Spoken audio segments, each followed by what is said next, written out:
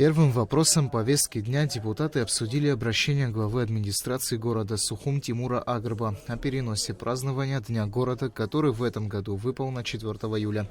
Перенос даты связан с тем, что 4 июля 1993 года во время высадки десанта на гору Ахпюк погибло много защитников Родины. Согласно предложению, праздничные мероприятия предлагается перенести на 5 июля. Большинством голосов предложение было одобрено. Депутаты также поддержали обращение главы администрации города, касающееся установки памятников в Парке Славы в честь добровольцев, оказавших помощь абхазскому народу в годы Отечественной войны народа Абхазии. Данный вопрос неоднократно в Сухумском городском собрании поднимался. Действительно, люди, пришедшие к нам в качестве добровольцев с Северного Кавказа, с других регионов России, с Приднестровья, внесли огромный неоценимый вклад в победу абхазского народа в нашей Отечественной войне народа Абхазии. То, что есть инициатива об увековечивании их в памяти, в сердце Сухума, в святом для каждого сухумчанина месте, я считаю, очень взвешенной и правильной.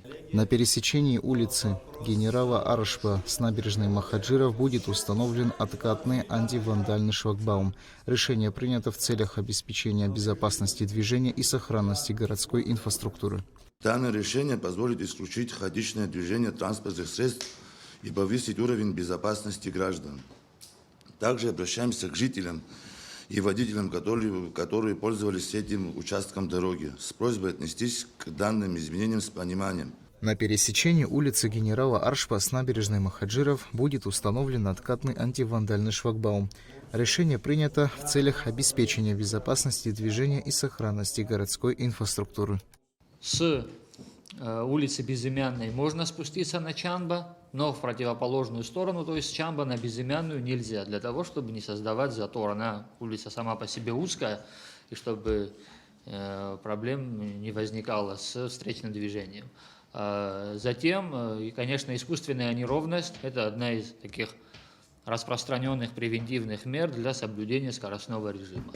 И, естественно, арка для ограничения большегрузного транспорта. Покрытие у нас очень такое тонкое, не армированное как надо, и вот эти потоки воды, которые идут подводные, они не выдерживают. То есть у нас дома трескаются, стены и заборы, которые залиты, они все приходят в непригодность. И нам бы хотелось, чтобы ограничили чуть движение грузовых автомобилей. По итогам обсуждения было принято решение направить соответствующим службам рекомендации для изучения ситуации и принятия необходимых мер. Также решением депутатов теперь процедура тайного голосования станет обязательной при принятии решений, касающихся управления муниципальным имуществом и изменения форм его собственности. Тамиль Акшпа, Дэвид Марги, Абхазское телевидение.